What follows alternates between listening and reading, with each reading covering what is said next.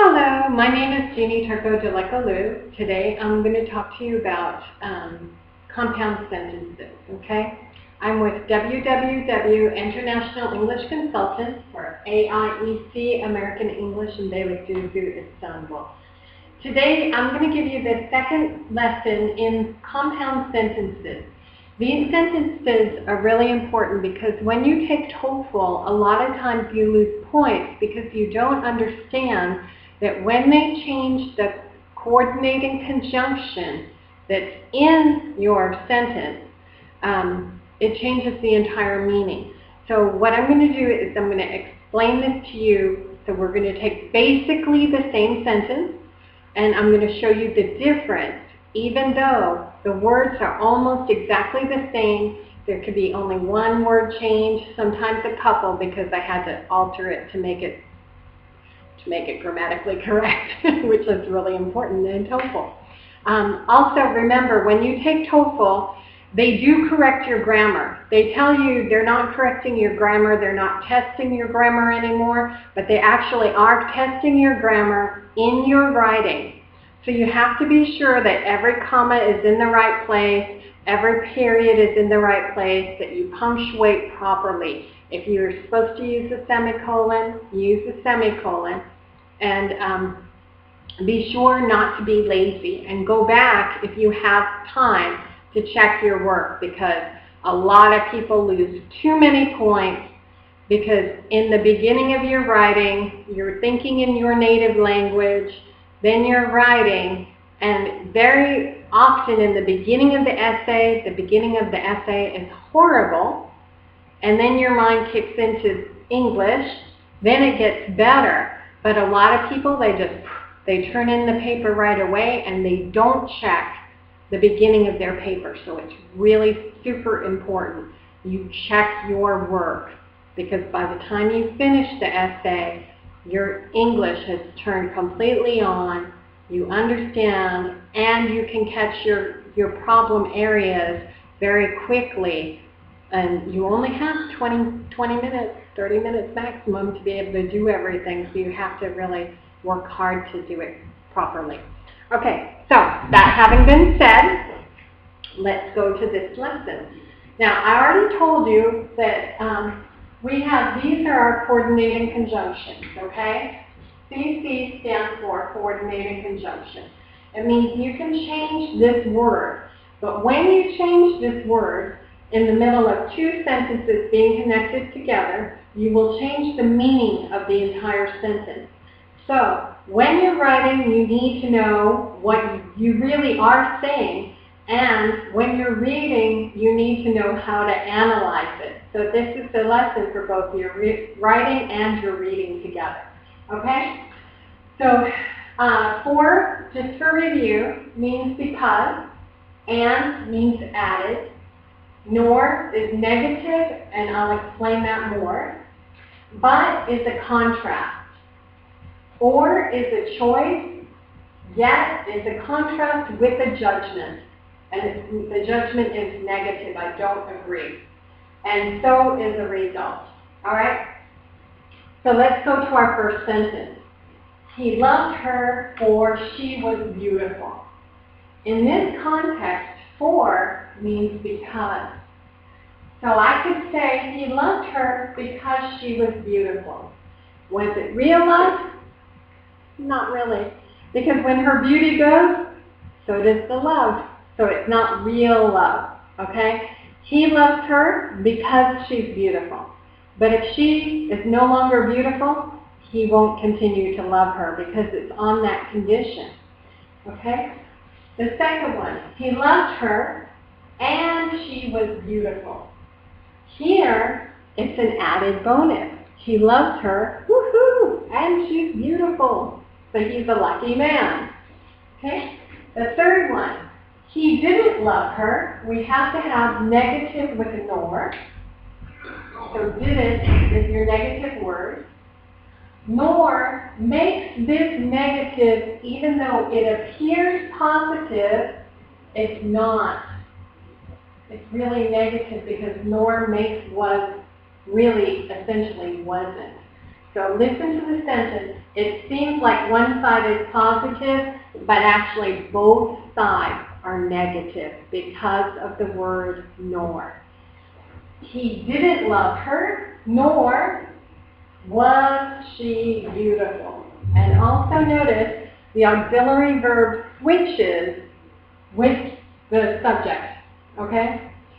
Here, nor was she beautiful. It seems like she was beautiful, but no, nor makes it she wasn't beautiful. So the meaning in the second part of the sentence is negative. The meaning in the first part of the sentence is negative. Okay? He didn't love her, and she's not beautiful. So in this case, this is a trick question. Whenever you see nor, take a time out, look at it again, and then analyze it. Remember, after the word nor, everything, the idea is a negative thought, even though it appears positive. It's not positive. Okay? The next one. He loved her, but she wasn't beautiful. In but, you need one side to be positive, the other side of the sentence negative. Okay? Here, he loved her, positive, but she wasn't beautiful. That's negative. But does he love her? Yeah. Because he doesn't love her for her beauty. Here, I take the same sentence and I just reversed it. So, he didn't love her, but she was beautiful. This is saying something different. He loved her, he didn't love her, but she was really beautiful. But it didn't matter if she was beautiful. He didn't love her. That's what it's saying. So even though it appears to be the same sentence, it's really not. When you switch in but and you switch the sentence structure, it completely changes the entire meaning. Okay, so again here, he loved her, but she wasn't beautiful. Here it's saying he did love her. Here it's saying he didn't love her, although she was beautiful. Okay? The next sentence, he loved her or he was using her. It's a choice. When you introduce a choice in your writing, you're planting a seed of doubt into people's minds. So, do you want coffee or do you want tea? You're kind of having to weigh it out. In this case, he loved her or he's using her. Okay? Or actually, he loves her. Pardon me. He loves her or he's using her. See? Even I have to correct my English. I went back. So, here it's saying there's a choice. Either he really does love her or he's just using her. And that's it. Okay? Here, he loved her, yet he didn't marry her. In this case, the yet comes with it's a contrast like but makes a statement. Yet makes a statement with a judgment that I don't agree with the action. So here, I'm not just saying he loved her but he didn't marry her.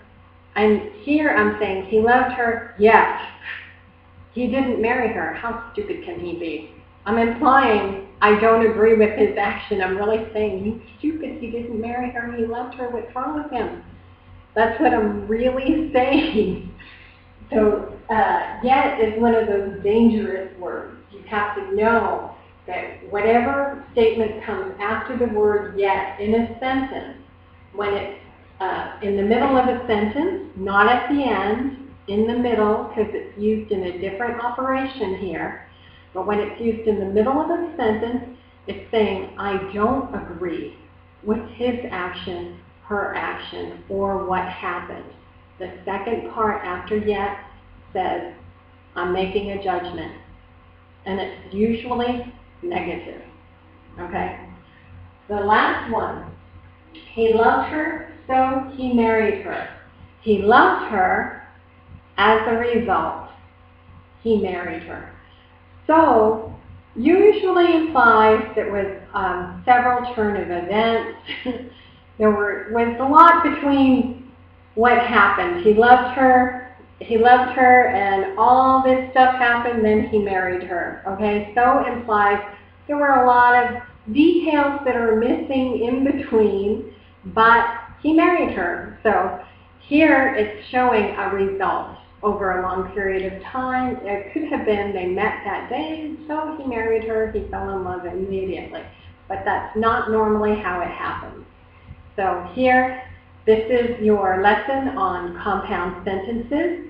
Here you can see all the difference between these almost same sentence with just different coordinating conjunctions.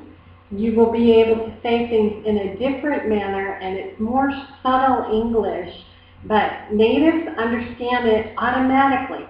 We have no trouble understanding when someone says to them, he loved her, yet he didn't marry her. In Turkish, we would say, yazık, yazık. It's such a shame, but in English, you use the word yet. Okay, my name is Jeannie Turco-Delekolu. I'm with www.internationalenglishconsultants.com. I hope that helped you with your English grammar. And remember, this is very useful in your TOEFL exams. So I hope you have a great day, and I hope to see you and meet you one day. Take care. Bye.